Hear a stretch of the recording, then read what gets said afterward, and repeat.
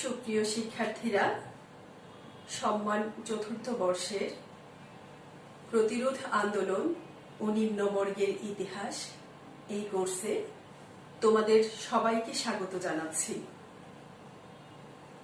প্রিয় শিক্ষার্থীরা, আজ আমি তোমাদের সাথে আলোচনা করব তেভাগা আন্দোলন সম্পর্কে।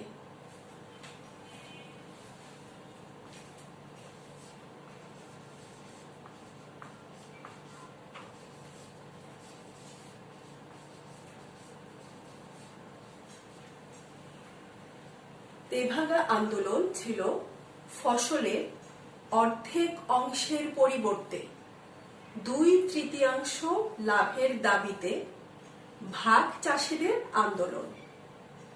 অর্থাৎ পূর্বে ভাগ চাষিরা উৎপাদিত ফসলের অর্ধেক পেত, তারা এই অর্ধেক অংশের পরিবর্তে 3/2 দাবি করে এই আন্দোলন পরিচালিত করেছিল। তেভাগা আন্দোলনের মূল লক্ষ্যই ছিল জোতদার জমিদারদের অন্যায় অত্যাচার থেকে কৃষকদের নিজস্ব অস্তিত্বকে রক্ষা করা।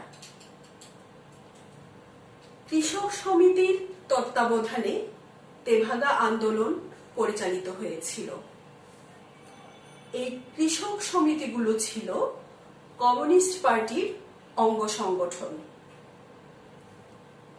তেভাগা আন্দোলন ছিল অখণ্ড বাংলার অন্যতম বড় এবং ব্রিটিশ শাসনাধীন ভারতের কোম্পানি শাসনের বিরুদ্ধে এক শেষ কৃষক আন্দোলন। অর্থাৎ আমরা বলতে পারি যে তেভাগা আন্দোলন অখণ্ড বাংলার সবচেয়ে বড়, অপেক্ষাকৃত বড় এবং ব্রিটিশ শাসনাধীন ভারতে ব্রিটিশদের বিরুদ্ধে তথা কোম্পানি শাসনের বিরুদ্ধে শেষ কৃষক আন্দোলন ছিল। এই আন্দোলনের ফলে কৃষিতে কোনো স্থায়ী পরিবর্তন বা স্থায়ী সংস্কার হয়নি। বর্গা জমিতে উৎপাদিত ফসলের আধা-আধি ভাগের সনাতন যে ব্যবস্থা, সেই ব্যবস্থাই টিকে ছিল।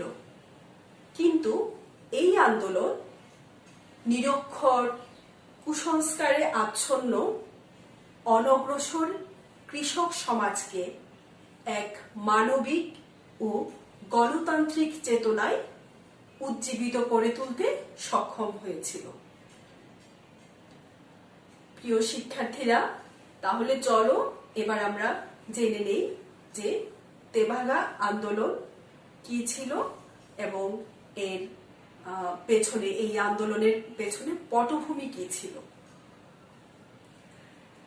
প্রথমেই আসি আমরা যে বর্গা চাষি কাদের বলা হয়। সাধারণত যে কৃষক নিজের গরু এবং অন্যান্য কৃষি সরঞ্জাম নিজ খরচে ব্যবহার করে, নিজ খরচে অন্যের জমি চাষ করে, বীজ বুনে সেখান থেকে ফসল উৎপন্ন করে এবং ফসল পাকার পর সেটা কাটাই মাড়াই করে যা পাওয়া যায় তার অর্ধেক জমির মালিককে প্রদান করে এবং বাকি অর্ধেক নিজে রাখে। তাদেরকেই বলা হয় বা তাকেই বলা হয় বর্গা চাষি বা আধিয়ার বা ভাগ চাষি। বিভিন্ন নামে এই চাষি পরিচিত। আর এই যে প্রথা, এই প্রথাকে বলা হয় বর্গা বা অধিপ্রথা। বাংলা অঞ্চলে তেভাগা আন্দোলনের পূর্ববর্তীকালে কৃষি জমিতে সকল উপকরণের যোগান এই আধিয়ারকেই বা বর্গা চাষিকেই দিতে হতো।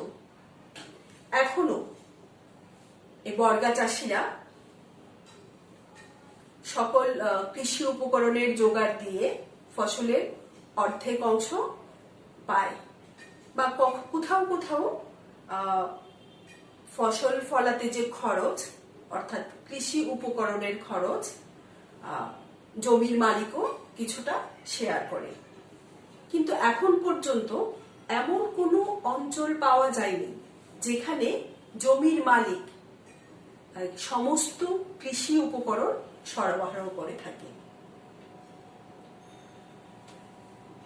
1939 থেকে 45 সালের যে দ্বিতীয় বিশ্বযুদ্ধ, 1943 সালের মহা দুর্ভিক্ষ এবং 1945-46 সালে যে সাম্প্রদায়িক দাঙ্গার পর ঔপনিবেশিক বাংলায় বঞ্চিত, নির্যাতিত, শোষিত কৃষক জনতা দ্বারা সংগঠিত ঐক্যবদ্ধ আন্দোলনই ছিল তেভাগা বা আধিয়ার আন্দোলন। আমরা পূর্বেই জানি যে এই আন্দোলনের মূল লক্ষ্য ছিল জোতদার জমিদারদের যে শোষণ, নির্যাতন, অন্যায়, অত্যাচার, এসব থেকে কৃষকদের নিজস্ব অস্তিত্বকে রক্ষা করা। বাংলায় যে জোতদার শ্রেণীর উদ্ভব এবং বিকাশ, এই সম্পর্কে গবেষকদের মধ্যে মতভেদ রয়েছে। তবে সকল গবেষকই একথা স্বীকার করেন যে জোতদারি ব্যবস্থা উৎপাদন এবং বন্টনের ক্ষেত্রে এক নতুন সম্পর্কের সৃষ্টি করেছিল এবং এটা শেষ পর্যন্ত তেভাগা আন্দোলনে রূপান্তরিত হয়। তাহলে আমরা কি বলতে পারি যে জোতদারি ব্যবস্থা উৎপাদন ও বন্টনের ক্ষেত্রে নতুন সম্পর্কের সৃষ্টি করেছিল, যা শেষ পর্যন্ত তেভাগা আন্দোলনে রূপান্তরিত হয়।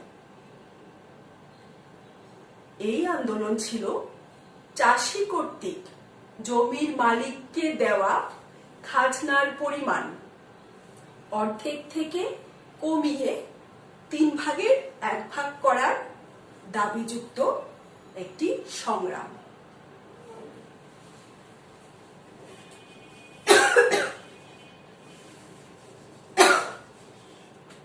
দুঃখিত।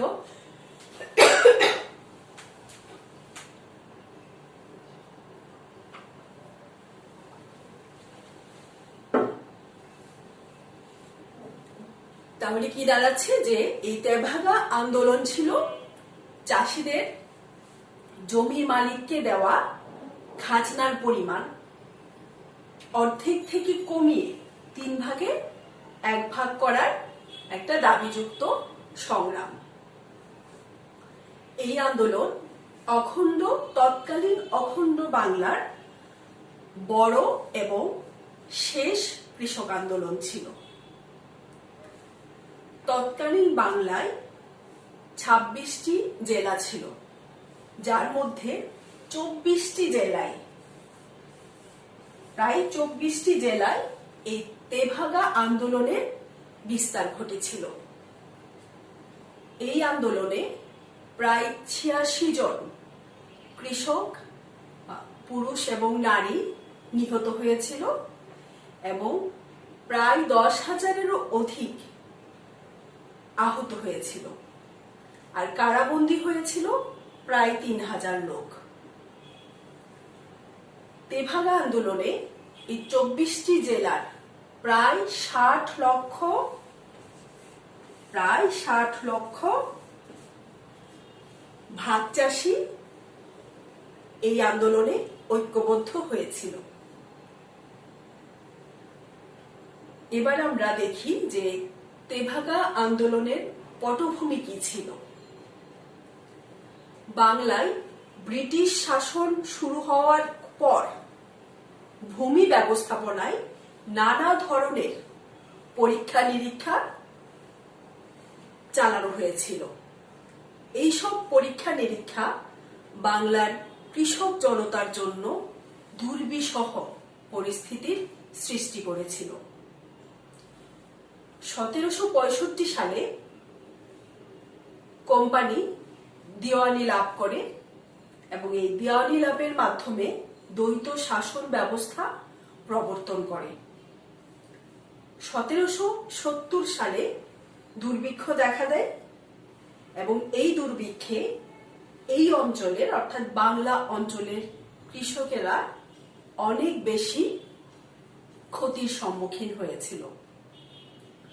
পরবর্তীতে কোম্পানি সরকারের ভূমিতে 1 সোনা বন্দোবস্ত, এরপর 5 সোনা বন্দোবস্ত, ক্রমে 10 সোনা বন্দোবস্ত এবং শেষ পর্যন্ত 1793 সালে লর্ড কর্নওয়ালিসের সময়ে চিরস্থায়ী বন্দোবস্ত প্রবর্তিত হয়। অর্থনীতি যে ইতিহাসবিদগণ আছেন তাদের মতে তারা এই চিরস্থায়ী বন্দোবস্তকে জমিদারি বন্দোবস্ত বলে উল্লেখ করেন, কেননা এই বন্দোবস্তে জমিদারদের স্বার্থ অক্ষুণ্ণ রাখা হয়েছিল। ভূমিতে বা জমিতে কৃষকের কোনো অধিকার ছিল না, ভূমির উপর জমিদারদের অধিকার স্বীকৃত ছিল। এই সময়ে এই চিরস্থায়ী বন্দোবস্তের প্রভাবে জমিদার ক্রমান্বয়ে জোতদার, মহাজন, ফারিয়া এই সমস্ত শ্রেণীর উদ্ভব ঘটেছিল এবং এই সকল শ্রেণী মিলে কৃষকদের জীবনকে দুর্বিষহ করে তুলেছিল। হান্টার তার স্ট্যাটিস্টিক্যাল অ্যাকাউন্ট অফ বেঙ্গল গ্রন্থে দেখিয়েছেন যে 1870 সালের পূর্বে বাংলার গ্রামে ভূমিহীন কৃষক প্রায় ছিলই না। বলা যায় যে সব কৃষকেরই কিছু না কিছু অল্প বিস্তর জমি সবারই ছিল, কিন্তু 1859 সালে 10 নং খাজনা আইন প্রবর্তিত হওয়ার পর বাংলার কৃষকদের যে সামগ্রিক অবস্থা পাল্টে যেতে থাকে। 1859 সালের পরে অপেক্ষাকৃত যে অধস্তন প্রজা এবং ভাগ চাষী যারা ছিল তাদের সংখ্যা বৃদ্ধি পেতে থাকে। 1870 সাল থেকে 19 শতাব্দীর শেষ পর্যন্ত উপর্যুপরি দুর্ভিক্ষ হওয়ায় অপেক্ষাকৃত যে দরিদ্র কৃষকরা ছিল তারা ক্রমশ ঋণগ্রস্ত হয়ে পড়ে এবং এই যে ঋণের বোঝা, এই ঋণের বোঝা তারা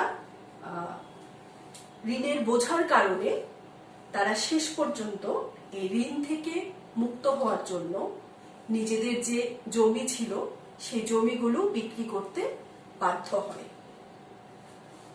অন্যদিকে অপেক্ষাকৃত যে ধনী কৃষকরা ছিল তারা ওই দরিদ্র কৃষকদের ভূমিগুলো ক্রয় করতে থাকে এবং এইভাবে এই ধনিক কৃষক শ্রেণী ক্রমে জোতদারে পরিণত হয়। ইউরোপে যখন সামন্তবাদের বিলোপ ঘটে এবং পুঁজিবাদের বিকাশ ঘটতে থাকে সেই সময়ে আমাদের এই অঞ্চলে ইংরেজরা নিজেদের যে ক্ষমতা সেই ক্ষমতার ভিতকে শক্তিশালী এবং মজবুত করার লক্ষ্যে এখানে জমিদারি বন্দোবস্ত চালু করে। আমরা যদি মুসলিম শাসনামল দেখি যে মুসলিম শাসনামলে ভূমিতে কোনো ব্যক্তিগত মালিকানা ছিল না, জমি ছিল রাষ্ট্রীয়, কি বলা যায় যে জমি পুরোপুরি ছিল যে রাষ্ট্রের। জমিদারগণ যারা ছিল তারা ছিল আইনগতভাবে শুধুমাত্র খাজনা আদায়কারী, কিন্তু চিরস্থায়ী বন্দোবস্তের মাধ্যমে জমির অধিকার দেওয়া হলো সেই জমিদার, জোতদার, মধ্যস্বত্বভোগী এবং ফারিয়া শ্রেণীকে। জমির উপর রাষ্ট্রের অধিকার রইল না, কৃষকের অধিকারও রইল না। ফলে এই শ্রেণীরা কৃষকদেরকে নানাভাবে শোষণ করছিল। যেখানে জমির মালিক কৃষকদেরকে করার কথা, অর্থাৎ জমির উপর কৃষকের অধিকার স্বীকৃত হওয়ার কথা, সেখানে কোম্পানি শাসক তারা জমির উপর মালিকানা দিল বংশ পরম্পরায় যারা কৃষকদেরকে শোষণ করছিল সেই সব জমিদারদের হাতে। নব্য এই জমিদার শ্রেণী, জোতদার, ফারিয়া, মহাজন, তাদের সাহায্যে কৃষকদেরকে আরো বেশি শোষণ করতে শুরু করেছিল।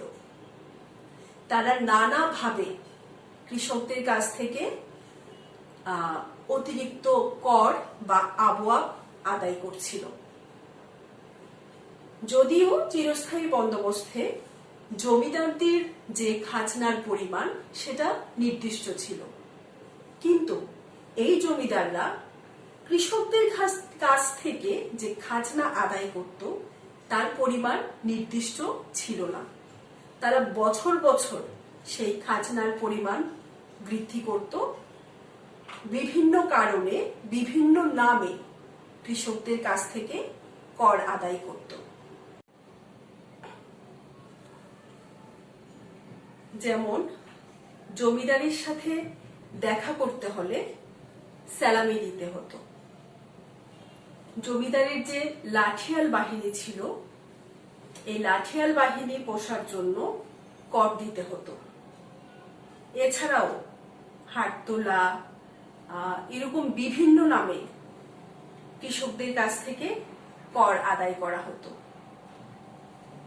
জমিদার, জোতদার, ইজরাদার এই পুরো চক্রটি কৃষকদের শোষণ করত।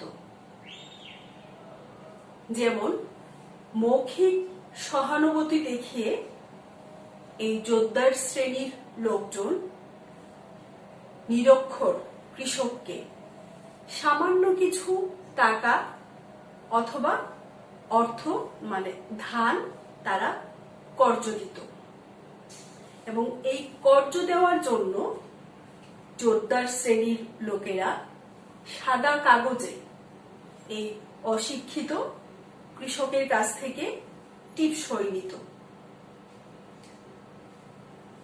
কর্জ দেওয়ার অল্প কিছুদিন পর কৃষকের অজান্তে এই জোতদার শ্রেণী আদালতে ডিক্রি জারির দ্বারা সেই জমিকে খাস জমি হিসেবে ঘোষিত হতো। অথবা একইভাবে টাকা বা ধান কর্জ দিয়ে কৃষককে জমির বেনামি করার ফাঁদে ফেলা হতো। এইভাবে কৃষকদেরকে শোষণ করা হতো। এরপর জমিদার নিজের অনুকূলে জমি পাট্টা করে ভাগ চাষির কুবলিয়ত নিত।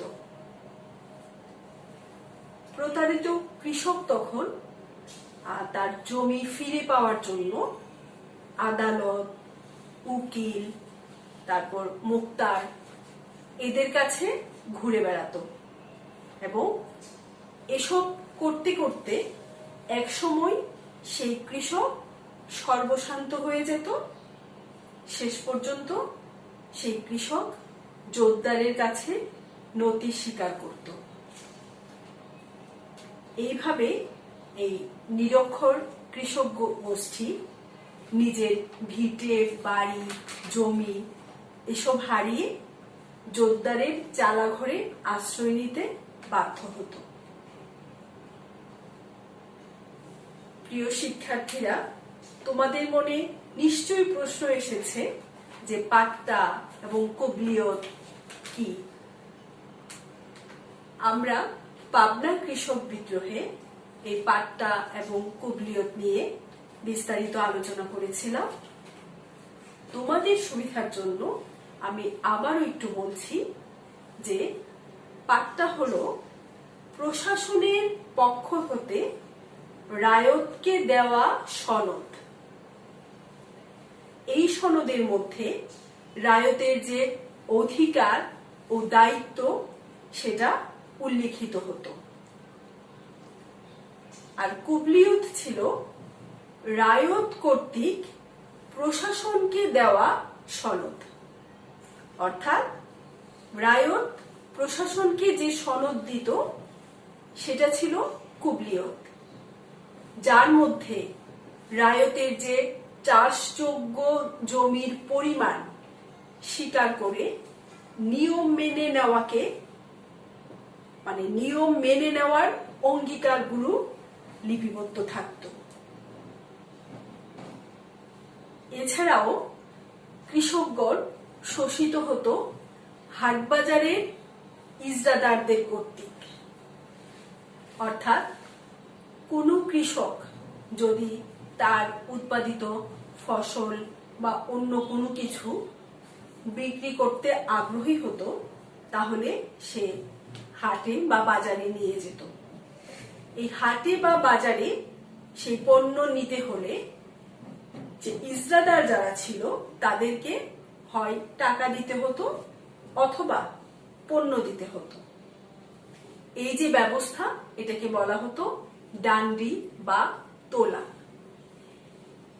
এই তোলা বা ডান্ডি দিতে গিয়ে কৃষকরা আরেকবার শোষণের শিকার হতো, কারণ এই ইজরাদারদের যে বড়কন্দাজ ছিল বা ইজরাদাররা যাদের মাধ্যমে ইজরা সংগ্রহ করত, অর্থাৎ ওই সংগ্রাহকরা কৃষকদেরকে নিগৃহীত করত বা তাদের মাধ্যমে কৃষকরা নিগ্রহের শিকার হতো। কারণ এই যে এই তোলা নেওয়ার বা তোলা আদায়ের কোনো নির্দিষ্ট নিয়ম ছিল না। বড়কন্দাজরা তাদের ইচ্ছে মতো তোলা সাধারণ কৃষকদের কাছ থেকে আদায় করত, ফলে কৃষকরা আবার শোষিত হতো। এছাড়াও ছিল লেখাই খরচ। সেই লেখাই খরচটা ছিল যে কৃষক যদি গরু, ছাগল এগুলো বিক্রি করত তাহলে তাকে চড়া দামে ওই লেখাই খরচ ইজরাদারকে দিতে হতো। এইভাবে আসলে বাংলার কৃষকেরা শোষণের শিকার হয়েছিল। 1793 সালে চিরস্থায়ী বন্দোবস্তের ফলে জমিদার, জোতদার, মহাজন ও মধ্যস্বত্বভোগীদের বিকাশের সাথে সাথে বাড়তে থাকে ভূমিহীনদের সংখ্যা। ভবরায় তার একটি প্রবন্ধে উল্লেখ করেছেন যে তেভাগার সমকালীন ও তার পূর্ববর্তী দশকগুলোতে বাংলাদেশের কৃষক শ্রেণীর উপর প্রতি 5 বছরে বহুমুখী ঋণের বোঝা বৃদ্ধি পাচ্ছিল 60 থেকে 70% হারে, অর্থাৎ 60 থেকে প্রায় 70% প্রতি 5 বছরে এই ঋণের বোঝাটা বৃদ্ধি পাচ্ছিল।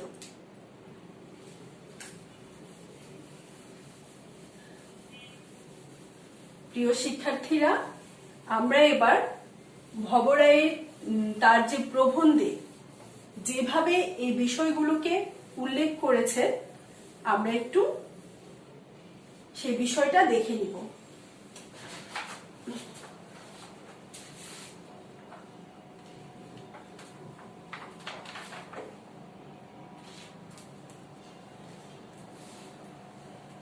ভবরায় লিখিত পরিসংখ্যান থেকে জানা যায় যে ভবরায় লিখিত প্রবন্ধে তিনি যে পরিসংখ্যানটা উল্লেখ করেছেন সেই প্রবন্ধ থেকে আমরা জানতে পারি যে বিংশ শতাব্দীর গোড়া থেকে প্রায় 50 বছর ধরে বস্তুতপক্ষে বাংলার কৃষকের সামনে নেমে এসেছিল ত্রিমুখী আক্রমণ, জমিদারি শোষণ, মহাজনী শোষণ এবং সরকারি শোষণ।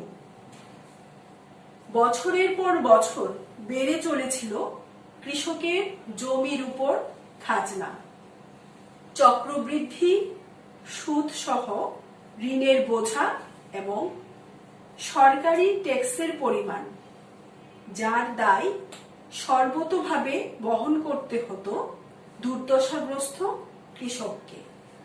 আবার অন্যদিকে জমির উপর বেড়ে চলেছিল কৃষি নির্ভর মানুষের সংখ্যা ও ক্রমবর্ধমান ছদ্ম বেকার এর চাপ।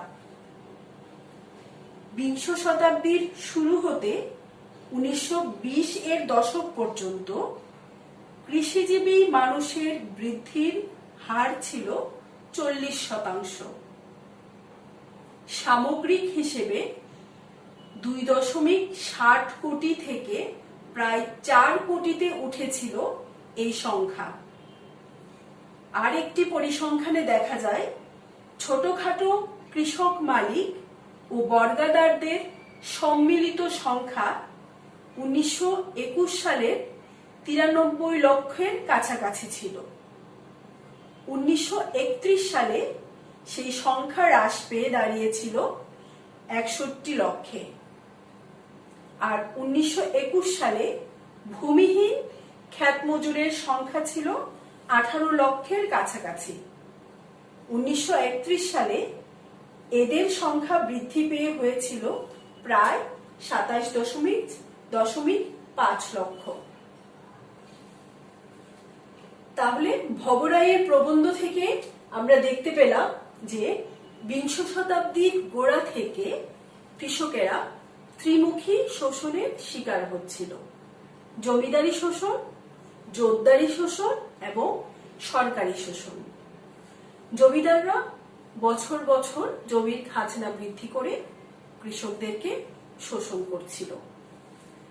জোতদার শ্রেণী কৃষকদেরকে মৌখিক সহানুভূতি দেখিয়ে তাদেরকে ঋণ দিত এবং চক্রবৃদ্ধি হারে সেই ঋণের শোধ এতটাই বেড়ে যেত যে কৃষক শেষ পর্যন্ত ওই ঋণের দায় থেকে মুক্ত হওয়ার জন্য নিজের ভিটে বাড়ি পর্যন্ত খোয়াতো বা হারাতো।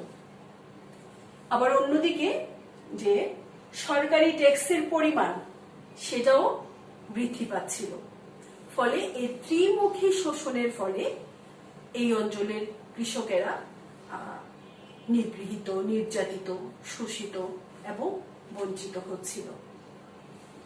কৃষকেরা যে পরিমাণ উৎপাদন করত তার অর্ধেক চলে যেত জমির মালিকের কাছে।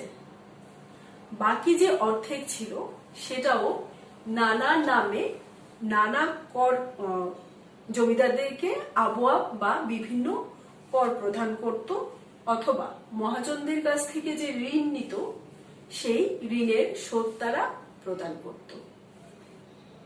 এইভাবে দেখা যেত যে উৎপাদিত ফসলের প্রায় সবটুকুই কৃষক এভাবে দিয়ে দিত। তখন সেই কৃষক তার পেট চালানোর জন্য অর্থাৎ খাদ্যের যোগান দেওয়ার জন্য ঋণগ্রস্ত হয়ে পড়ত, মহাজনের কাছ থেকে ঋণ গ্রহণ করত। এভাবেই কৃষকরা এই জমিদার, জোতদার আর মহাজনদের মাধ্যমে বা মহাজনদের দ্বারা শোষণের শিকার হচ্ছিল। তেভাগা আন্দোলন ছিল এই শ্রেণীর হাত থেকে কৃষকদের মুক্তির আন্দোলন। তেভাগা আন্দোলন সাংগঠনিকভাবে অত্যন্ত শক্ত ছিল বা সংগঠিত ছিল। তেভাগা আন্দোলন পরিচালিত হচ্ছিল কিষাণ সভা বা কৃষক সমিতির মাধ্যমে, যা ছিল কমিউনিস্ট পার্টির অঙ্গ সংগঠন। ফলে 1937 সালে যখন এই কিষাণ সভা গঠিত হয়, তারপর থেকেই কৃষক আন্দোলনগুলো দানা বাঁধতে শুরু করে। 1938 সালে যে কিষাণ সভার নেতৃত্বে একটি কৃষক সম্মেলন আহ্বান করা হয় এবং সেখানে প্রায় 3000 কৃষক বা ভাগ চাষি বা ক্ষেত মজুর জমায়েত হয়েছিল। সেখানে ওই সম্মেলনের পর দিনাজপুরের কিষাণ সভা তাদের 11 দফা দাবি সম্বলিত একটি লিফলেট প্রচার করে। শুধু লিফলেট প্রচার করেনি, তাদের যে দাবিগুলো ছিল সেই দাবিগুলোর যে যৌক্তিকতা, সেই যৌক্তিকতাকেও তারা তুলে ধরেছিল। ফলে কৃষক, ভাগ চাষি, ক্ষেত মজুর এই নিরক্ষর কৃষক শ্রেণীকে তারা জমিদার জোতদারদের যে শোষণ, সেই শোষণের কথা তারা বুঝাতে সক্ষম হয়েছিল এবং এইভাবে একটা বিরাট কৃষক শ্রেণীর একটা বিরাট অংশ এই তেভাগা আন্দোলনের সাথে সম্পৃক্ত হয়ে পড়েছিল। আমরা আগেই বলেছি যে তৎকালীন অখণ্ড বাংলার প্রায় 24টি জেলায় এই তেভাগা আন্দোলন বিস্তার লাভ করেছিল এবং জানা যায় যে প্রায় 60 লক্ষ লোক, 60 লক্ষ বর্গা চাষি, ক্ষেত মজুর এই তেভাগা আন্দোলনের সাথে সম্পৃক্ত ছিল।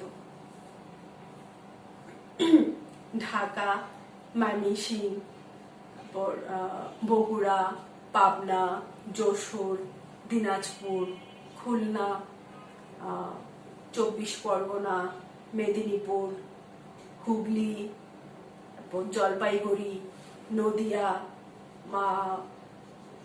এরকম বড় বড় জেলাগুলো, অর্থাৎ প্রায় 24টা জেলায় এই আন্দোলন বিস্তৃত হয়ে পড়েছিল।